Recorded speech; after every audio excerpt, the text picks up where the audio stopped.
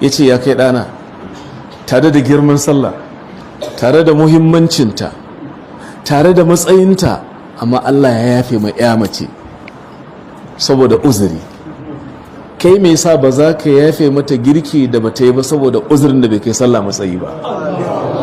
Fiqhun ra'i'. Saboda bata maka indomi ba sai ka dinga masifa? Kai na indomi na sai in sallame ki gidanku, sai ka ce tababbe? Allahul musta'an. To a kiyaye wannan.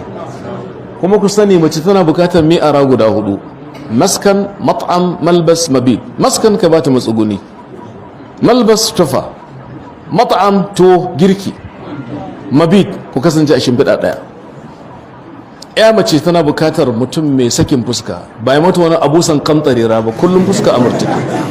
La wa kun bashan kariman zambisatin wa fi man yartajika jamila ra'ayi. Ka ya mata magana mai daɗi: ya habibati, ya raihanata qalbi. Wallahi ina gaya muku gaskiya, ku dinga faɗin haka ga matanku.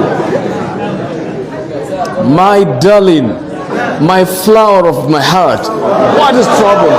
Dan Allah menene laifin wai? Ma mu tsaya muna wani nuku ga gaskiya a fili?